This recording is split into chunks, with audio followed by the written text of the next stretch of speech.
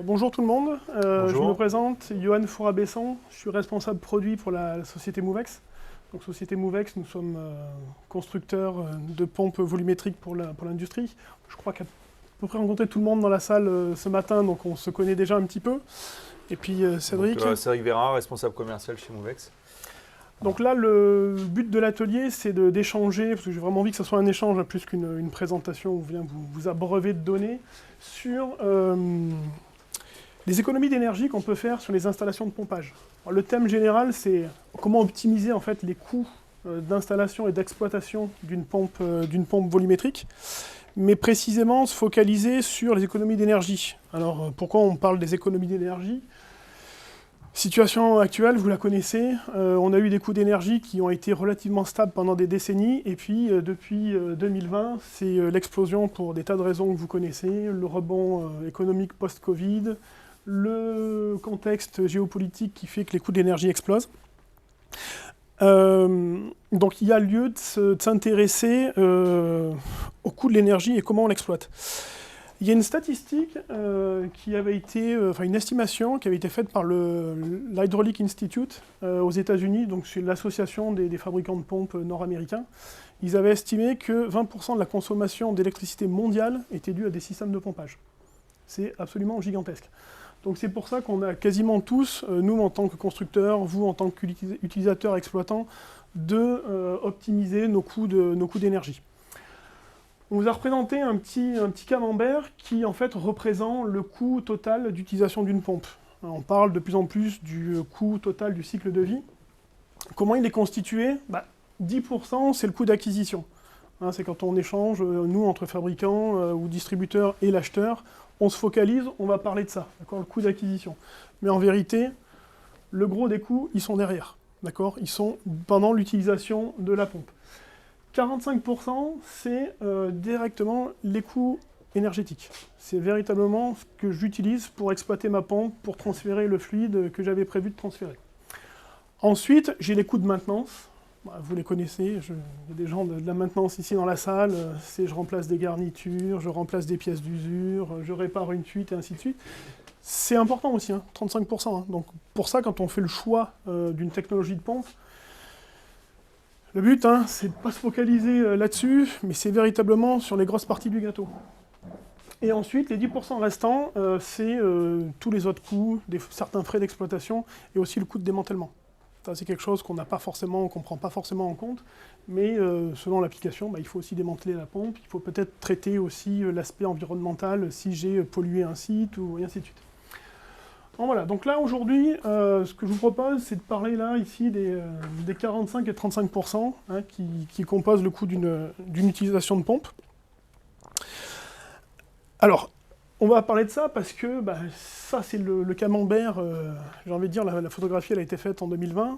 Vous imaginez que les parts du gâteau, elles vont sûrement changer au fur et à mesure que le coût de l'énergie augmente. Alors, comment en fait on peut optimiser les coûts sur un système de pompage ? En fait, on va actionner deux leviers. Le premier, ça va être sur le choix de la technologie, le choix de la pompe en lui-même. Ce que je vais vous montrer, c'est que selon le type de technologie, il y a des résultats qui sont complètement différents. Donc il y a le choix de la technologie, optimiser ça, et dans un deuxième temps, une fois que je suis fixé sur le choix d'une technologie, comment j'optimise mon installation pour encore avoir du gain et optimiser ma consommation d'énergie. Alors, ce que je vous présente là, donc c'est un double graphique. Vous avez en histogramme, c'est la puissance absorbée d'une pompe en fonction de sa technologie. Donc vous avez des pompes à piston excentré, donc qui est la technologie principale qu'on a chez Movex. Vous avez de la pompe à lobe, pompe à piston circonférentiel, de l'engrenage, palette, double vis et de l'engrenage sans garniture. Donc l'histogramme, ça représente sa consommation d'énergie en kilowatts que vous avez sur l'échelle à gauche. Et le rendement global de la pompe, c'est la courbe continue que vous avez là en orange. Rendement global, c'est quoi ? C'est globalement la puissance que me restitue ma pompe par rapport à la puissance qu'elle consomme en électricité. D'accord ? Et là, je regarde vraiment que la pompe seule. Je ne m'intéresse même pas forcément aux réducteurs, aux moteurs qui, eux, vont encore rajouter des rendements et des pertes énergétiques. Alors déjà, comme ça, ce que vous pouvez constater, c'est que selon la technologie, il y a des résultats qui sont sensiblement différents. Donc bon, là, on a choisi une application réelle, 20 mètres cubes heure, 1000 centistock, 5 bars. Ça peut être, je sais pas, par exemple, un dépotage de camion sur un produit un peu visqueux. 1000 centistock, on va être quoi là, sur la viscosité d'une colle un peu liquide, épaisse, une colle liquide, quelque chose comme ça. Bon voilà, c'est pour vous donner à peu près un ordre de grandeur. Donc là, vous voyez, avec une... alors, en termes aussi de sources, là, c'est pas pour faire de la publicité déguisée juste pour Movex. Hein. Il y a là-dedans, c'est des données qu'on a... par exemple, quand on a les pompes à palettes, c'est des données qui sont issues de pompes à palettes de chez Movex. D'accord ? Donc on a véritablement un choix honnête pour vous présenter des données qui sont le plus objectives possible. On n'essaye pas de biaiser. Pareil pour les engrenages. Voilà, pareil pour les engrenages. Donc tout ça, c'est de la technologie PSG. Et puis après, pour les pompes à lobe et les double vis, c'est des données publiques hein, qu'on allait chercher sur des sites internet à partir de courbes de performance qu'on trouve. Donc c'est des données que vous pouvez aller vérifier par vous-même. D'accord ? Donc voilà, donc là, on commence à s'apercevoir déjà, j'ai quelque chose pour une piston excentrique qui se situe autour de 4,5 kW pour l'application, versus plus de 6 kW. Donc on a là globalement un 40% d'écart juste pour une application donnée. Ça commence à causer, hein. Vous imaginez ça, 2 kW comme ça que je me traîne sur 20 ans d'exploitation de la pompe, il y en a un qui va devoir payer pour ça. Donc la question qu'on peut se poser, c'est pourquoi en fait il y a des... Alors, je vous ai présenté un 20 mètres cubes heure, 1000 centistock. On peut se dire, il a choisi le point qui va bien pour favoriser sa technologie. Autre chose, 15 mètres cubes heure, 6000 centistock. Donc là, on est sur un produit qui est beaucoup plus visqueux. On va être sur une résine, une colle, épaisse, des peintures un peu épaisses. Qui n'est pas forcément favorable en plus à la technologie non. Movex. Ah non, c'est plutôt, on va commencer à sortir de notre zone de confort. Hein. En termes de rendement volumétrique, c'est nous, on commence à être un petit peu en mode dégradé. Par rapport à nos points où on est optimisé. Et là, malgré tout, vous constatez qu'il y a déjà très peu de variations comme ça, là, de consommation de puissance sur la piston excentrée. Et on a par contre un écart qui se creuse sensiblement avec d'autres technologies. Là, on est à 9 kW quasiment, on varie du simple au double. Donc là, c'est colossal. Quand on a en tête que 45% du coût d'exploitation, enfin du coût sur le cycle de vie d'une pompe, c'est la consommation d'énergie. Sur cette part-là, vous allez en plus la doubler selon le choix de technologie que vous aurez fait. Donc il y a des différences qui sont sensibles. Là, le but, c'est de réfléchir à d'où ça vient. Pourquoi on a de telles différences. Alors, là, on va faire un petit peu de la comparaison 2 à 2 entre une pompe à piston excentré. Donc là, vous avez une vue, un écorché d'une pompe Movex, d'une G-Flow, et une pompe à lobe. Alors, juste un petit rappel. Hein. Donc, vous avez les éléments pompants ici sur la pompe Movex, donc le cylindre, le piston, qui vont véritablement assurer le transfert de liquide. Et vous avez l'arbre qui vient entraîner le piston, qui tourne sous un soufflet métallique qui isole l'arbre du produit pompé. Donc ça, c'est un premier élément technologique, c'est que on n'a pas d'éléments tournants directement dans le produit pompé. On a bien une pièce qui est en mouvement, ici, le piston, mais on va le revoir, lui, il ne tourne pas, il décrit un autre type de mouvement. Donc déjà, ça, c'est un premier élément. Quand vous avez sur la pompe, une pompe à lobe, déjà, vous n'avez pas un arbre, vous avez 2 arbres. Une partie ici qui est lubrifiée pour lubrifier les engrenages de synchronisation. Et vous avez 2 rotors qui sont directement dans le produit pompé. Alors pourquoi on s'attarde là-dessus ? Quand on parle de rendement sur une machine de transfert fluide, vous avez des pertes, des consommations d'énergie, des frottements mécaniques. Dès que j'ai des pièces qui frottent entre elles, j'ai des engrenages qui s'engrainent. Donc là, j'ai des pertes, des dissipations d'énergie. Et par-dessus ça, en plus des dissipations mécaniques, je vais avoir tout ce qui est frottement fluide, frottement visqueux. Vous avez essayé de marcher dans l'eau, hein, on marche à la piscine. Quand on essaie de courir, on se rend compte qu'il y a un truc qui ne va pas bien. Hein. C'est le frottement en fonction de la résistance à la viscosité, c'est pas quelque chose de linéaire. Plus j'essaie d'accélérer dans l'eau, plus je sens que c'est difficile et que je vais devoir fournir de l'énergie pour me déplacer. Et là, je suis dans de l'eau. De l'eau, c'est 1000 centistock, c'est 1 centistock. D'accord? C'est quelque chose de très fluide. Imaginez si vous deviez courir dans un pot de peinture, les efforts, ils sont décuplés. Donc quand on a une technologie, en fait, où on a des éléments en rotation dans le produit pompé, c'est de là, en fait, essentiellement, d'où vient la consommation d'énergie. Ça, c'est une vue de face, en fait, de la pompe à lobe. D'accord? Vous avez les deux rotors qui tournent à l'intérieur du produit pompé. Là, vous avez des vitesses périphériques qui sont très élevées. Quand vous êtes sur un principe de piston excentré, où en fait, le piston, lui, décrit une translation circulaire. Il ne tourne pas. Hein. Tourner, ça serait faire en gros ce mouvement-là. Là, il se déplace comme ça sur des petits cercles. Et vous avez un ratio, là, à peu près de 3 sur les vitesses maximales des pièces en mouvement. Donc là, c'est vraiment de là que ça vient essentiellement. C'est l'agitation d'une pièce en mouvement dans un produit visqueux. Et ça fait le gros de la consommation d'énergie. Il y a ça. Alors après, on peut aussi faire le jeu des comparaisons comme ça avec une pompe à engrenage. On est sur une pompe à engrenage interne. Alors là, il n'y a qu'un rotor. Donc j'ai 2 fois moins de pièces en mouvement. Ceci dit, j'ai quand même encore des contacts mécaniques entre l'arbre et puis des paliers. Alors ça, j'ai 2 pièces qui frottent. Normalement, il y a un film hydrodynamique qui se crée entre les 2 pièces. Mais si je suis sur un produit qui n'est pas assez fluide, par exemple, je recommence à avoir du frottement sec. Donc là, je suis sur un problème purement de rendement mécanique où j'ai du frottement. Donc j'ai de la dissipation. Et tout ça, mis bout à bout, fait que des pièces qui tournent vite dans un liquide visqueux, des pièces mécaniques qui frottent entre elles, eh bien, je cumule comme ça toutes des consommations d'énergie.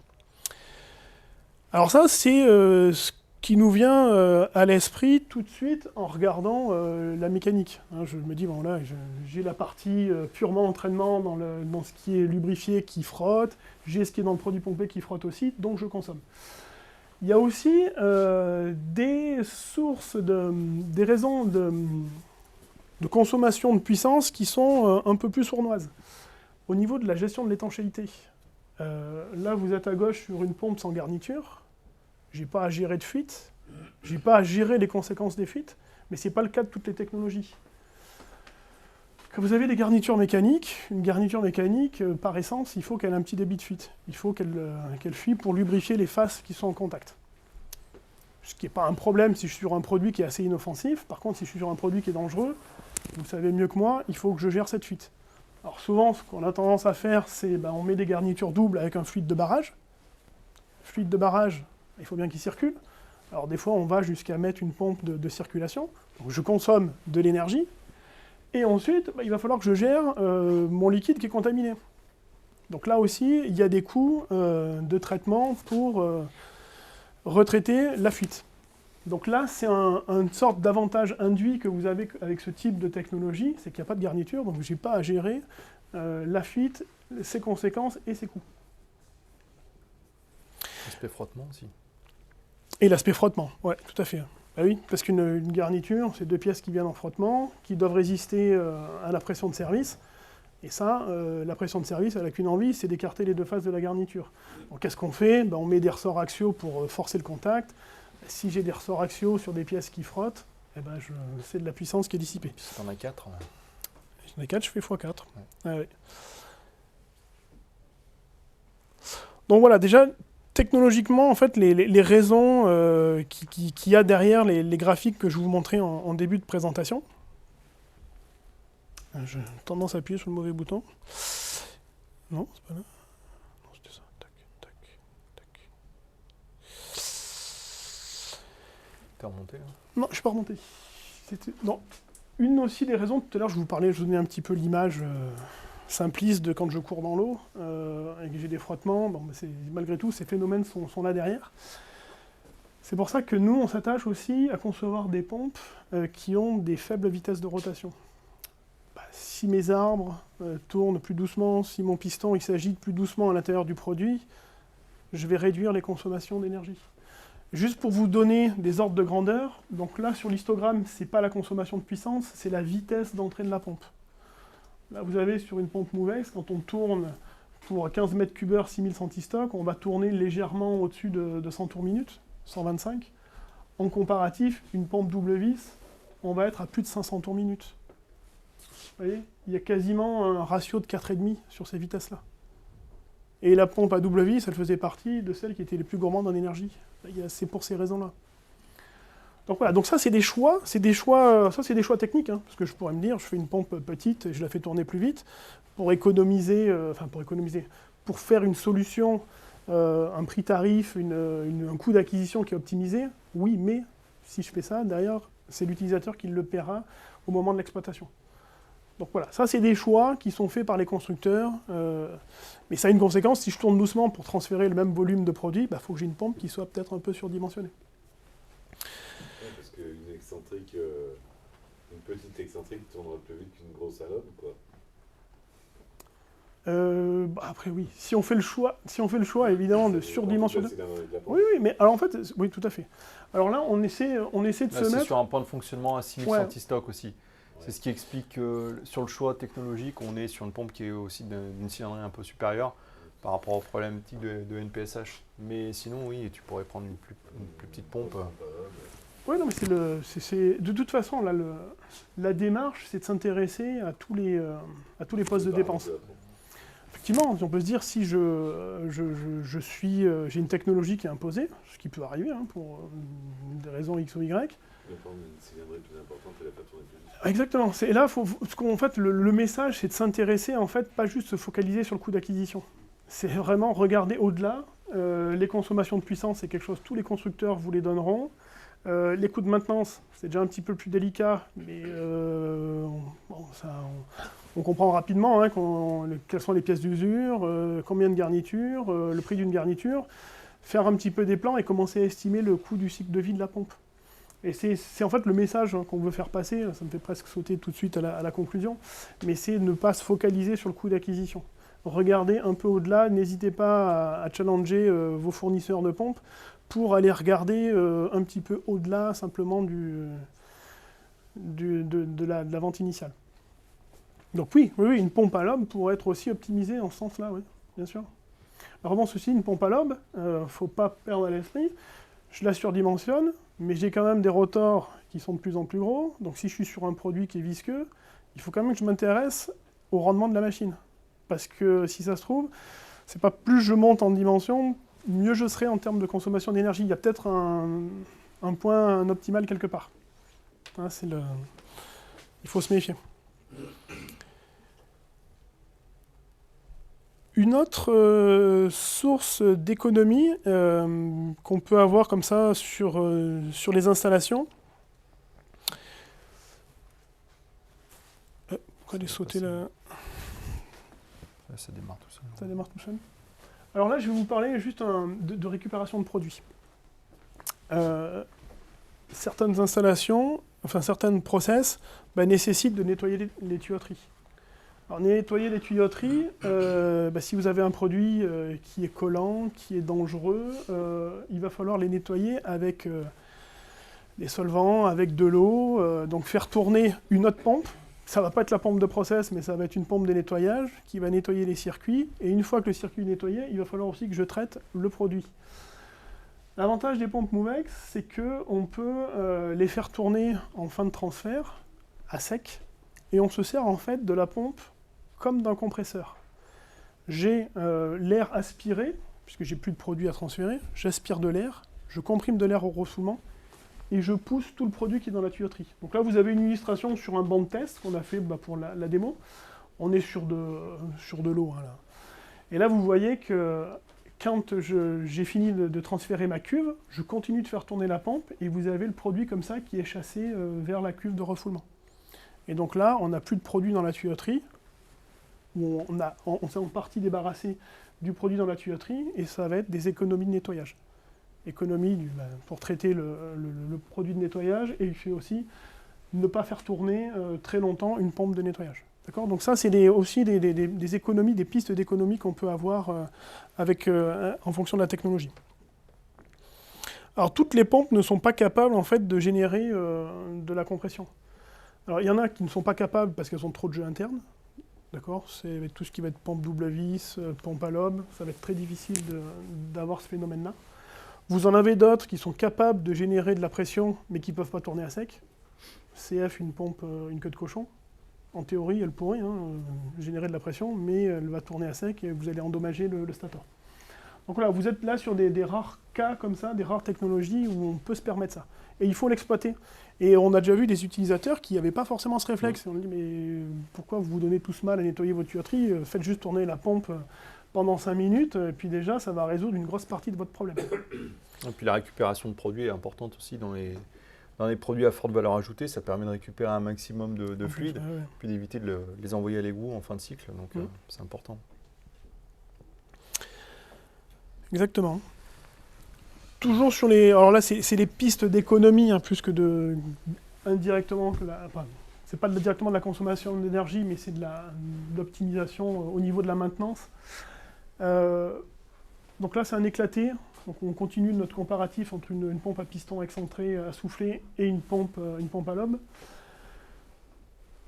Et on vous a pointé les pièces d'usure. Donc sur une piston excentré, en fait, vous avez 2 pièces d'usure. Le cylindre et le piston, et qui d'ailleurs ne sont pas tout le temps des pièces d'usure, d'accord ? C'est une pièce d'usure, mais qui ne s'use pas tout le temps. Selon en fait, le pouvoir lubrifiant du produit, c'est des pièces que vous allez changer très rarement. Sur d'autres types de techno, en particulier quand vous avez des doubles rotors, les rotors peuvent eux aussi être des pièces d'usure, et en plus vous avez toutes les parties de la garniture qui sont aussi des pièces d'usure. Donc là, ça va être aussi des pièces à changer. Les 35%, vous vous souvenez, des coûts de maintenance, ils se situent là-dedans. Le soufflet en fait pas partie encore. Non, le soufflet, en fait, c'est pas une pièce d'usure. Le soufflet, si on respecte les conditions d'utilisation, il est dimensionné pour durer pour l'infini. Il est vraiment choisi, en fait, de telle sorte qu'on fonctionne sur des milliards de cycles. C'est contre-intuitif, parce qu'on est sur un feuillard qui est de quelques dixièmes de millimètres, on se dit mais c'est tout petit, mais non, en fait, c'est pas une pièce d'usure. Ça ne veut pas dire qu'il ne peut pas y avoir d'avarie, si c'est utilisé hors de la plage d'application, avec des coups de bélier, des choses comme ça, il peut se passer quelque chose, mais ce n'est pas une pièce d'usure. Après, il y a à l'intérieur des roulements qui, eux, ont des durées de vie. Mais comme vous avez des roulements ici aussi dans la partie mécanisme de la pompe à lobe que je n'ai pas mentionné. Donc là, je fais vraiment du comparatif, quoi. Ça, c'est la pompe. D'accord ? Donc là, je vous ai dit en introduction, donc on peut jouer sur 2 paramètres, la technologie en elle-même et après sur l'installation. Là, on a couvert la partie technologie. Là, on va regarder l'installation. Donc l'optimisation de l'installation, là, ce que je vous dis, ça va rester vrai quel que soit le type de technologie. D'accord, que j'ai installé une pompe à lobe, une pompe à engrenage ou quoi, une fois que le choix de la pompe est fait, il y a encore des pistes, des gains à faire sur l'installation. Une application qui a été choisie pour illustrer le propos, 10 mètres cubeurs, 500 centistock, une pompe qui est relativement proche de la cuve à l'aspiration, avec 2 mètres de longueur de tuyauterie, et par contre 40 mètres de tuyauterie au refoulement. On a 6 coudes, 2 vannes papillons et puis 6 mètres de hauteur de refoulement. Une application classique comme on peut rencontrer. Là, ce qu'on va regarder, c'est l'incidence en fait du diamètre de tuyauterie.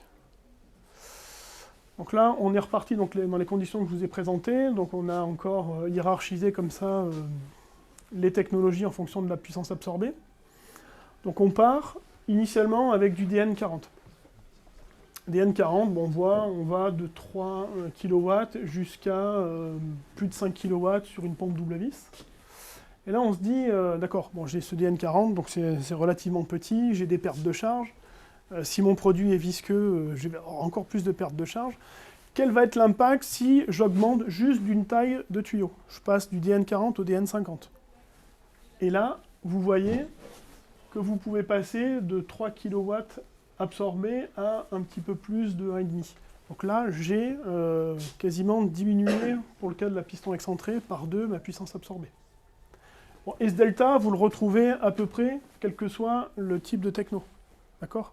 Et ça, c'est colossal. Et on est tenté de faire un peu des optimisations, parce que, évidemment, le diamètre du tuyau, c'est le coût de l'installation. On se dit, je gratte un peu sur mon diamètre de tuyauterie, mais ça se paye très cher. Très, très cher. Après, on a envie de se dire, mais on a envie de jouer. Est-ce qu'on ne va pas encore continuer à augmenter le diamètre de la tuyauterie? Et on passe sur du DN65. Alors là, j'ai encore un petit gain, mais il n'est pas spectaculaire. Et là, pour le coup, est-ce qu'on est à l'optimum de coût? Peut-être que le DN50 était la bonne solution. Là, je n'ai pas la réponse toute faite. Ça va dépendre véritablement de la longueur de la tuyauterie, du coût des tuyaux, mais voilà. C'est pour vous dire, là, le gain, ça commence à être l'épaisseur du trait. On a un gain en termes de consommation d'énergie, mais ce n'est pas forcément un gain en termes de coût total d'installation. Et puis évidemment, donc là c'est des choses assez intuitives, mais plus mon installation est simple, moins j'ai de coudes, moins j'ai de vannes, moins j'ai d'accessoires, plus mon installation sera optimisée. Dans les conditions dont on parlait, avec un DN65 sur une longueur de 3 mètres, si vous avez simplement un tuyau droit, vous avez une perte de charge qui va être de l'ordre de 0,1 bar, et si vous cumulez tous les accessoires, tous les coudes dont je vous parlais, vous allez être quasiment à 1 bar. Et ça, malgré tout, 4 coudes, ça arrive très souvent. Je veux passer par-dessus un autre tuyau, c'est fait. J'ai mes 4 coudes. Bon, ça c'est de la... J'enfonce un peu des portes ouvertes, mais c'est... vous le connaissez, quand on a des problèmes de cavitation, alors ça c'est cavitation, c'est encore autre chose, mais souvent on arrive, on se dit, mais pourquoi ils ont fait ça? Bon, il y avait toujours de bonnes raisons derrière, mais au final, ça se paye. Voilà, puis après une dernière petite règle aussi qu'on peut préciser, c'est sur les conditions d'installation de la tuyauterie, rapprocher au maximum la pompe, réduire les longueurs côté aspiration. En plus des consommations d'énergie, vous allez aussi réduire les risques de cavitation, donc c'est tout bénéfice. Je vous remercie pour votre attention. Est-ce que vous avez des questions? Autre que sur les pompes à lobe? Non, ça pourrait... Il y a un truc qui me choque sur le débit par rapport au tuyau, mais Ouais. comment ça se fait que sur la série P, donc la palette, il y a plus que sur une mouve excentrée. Après, L'excentrée, elle a un débit un peu... Après, il y a des phénomènes de rendement volumétrique. Parce que quand vous changez le DN, vous allez, si je réduis le DN, j'augmente les pertes de charge. Et j'ai des technologies qui vont avoir un moins bon rendement volumétrique en fonction de la pression. Donc en fait, en changeant, quand on joue un petit peu comme ça sur les DN, on change aussi le delta de pression et on peut changer aussi les rendements volumétriques. D'accord? Mais ça, c'est, j'ai presque envie de dire, c'est à la marge. Là, l'idée, là, c'était pas... La dernière slide qu'on présente sur les DN, c'est pas pour aller regarder chacun l'impact, parce qu'en théorie, si je me maintiens dans les mêmes conditions hydrauliques, je garde le même gain. Après, là-dessus, on a aussi pris des données constructeurs avec leurs sélecteurs. C'est un petit exemple, à un moment, on voit que je passe de DN65 ou DN50, j'ai pas de gain. Bon, ça, c'est parce que le constructeur, il a considéré dans sa littérature qu'il y avait la même consommation d'énergie. Mais bon, là-dessus, entre le DN50 et 65, ce qu'on veut dire, en gros, c'est l'épaisseur du trait. D'accord? Il y a un moment où la logique de dire j'augmente, ça n'apporte plus de gain. C'est ce qu'on voulait faire passer comme message. Mais oui, je suis d'accord, pour des conditions hydrauliques définies, identiques, je gagne la même puissance, quel que soit le type de technologie. Ouais. Des commentaires, est-ce que ça correspond à ce que vous rencontrez, vous expérimentez ou ouais. C'est bizarre le support, alors peut-être pas toute partie, je sais pas, parce que nos patrons souvent ils regardent le prix de la pompe, mais l'exploitation derrière. Alors le support, tiens, je vais faire mieux que ça, je vais vous donner un... vous êtes nombreux quand même, je pense pas que vous étiez nombreux aujourd'hui. On pourrait faire des copies. Bon, pas besoin, bon. Vous pourrez le prendre... Voilà, je vous le donne. C'est un article en fait qu'on a publié. Donc, je crois qu'il était sur Eureka. Ouais, il y a une partie qui est... Oui, si vous avez... il y a une partie qui est sortie dans Eureka. Il y a une partie qui était dessus, consacrée justement à ça. Tu vas jusqu'au bout de ton rôle. Hein. Oui. C'est un peu dans l'air du temps. C'est bon. C'est bon? C'est bon, on est Ouais, vous êtes ensemble, ouais.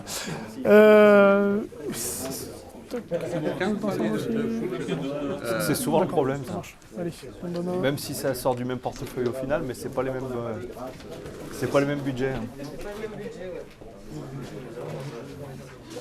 Le support, oui, il faut qu'on voit comment le mettre disponible, je sais pas. Oui, mais après, vous pouvez me demander, je peux vous l'envoyer s'il y a besoin. Ouais.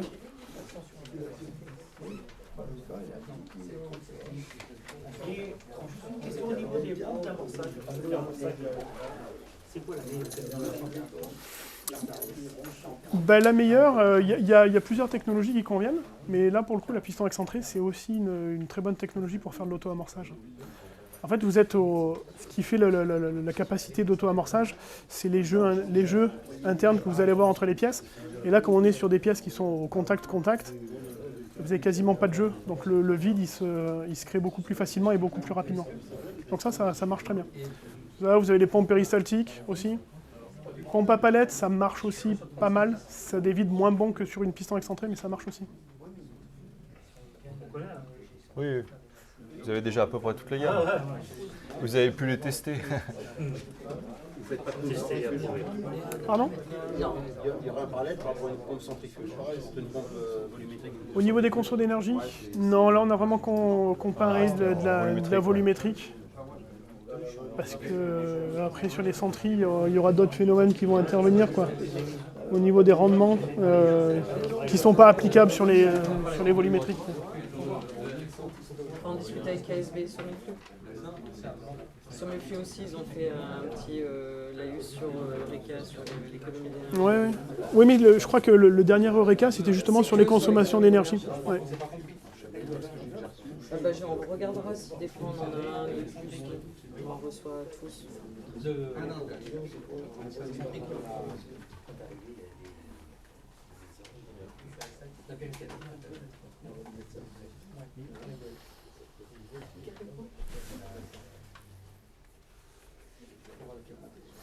Et dans vos industries, là, les consommations comme ça d'énergie, c'est un sujet qui commence, j'imagine aussi. Ça commence. Ça commence, ouais. C'est pas la première chose qu'on travaille, c'est surtout le chauffage et Oui. Ah ouais. là, c'est là. Oui, mais ce Dans qui les est... machines tournantes, les moteurs. C'est l'aspiration et le rejet au l'atmosphère. On rejette beaucoup de chaleur inutile à l'extérieur. Eh oui. Mais parce que là, les consommations comme ça de puissance des pompes, nous, on s'en est pas rendu compte à l'occasion de la crise énergétique. Ça fait un moment qu'on essaie de promouvoir ça, et c'était quasiment inaudible. Les gens n'étaient pas du tout sensibles à cet argument.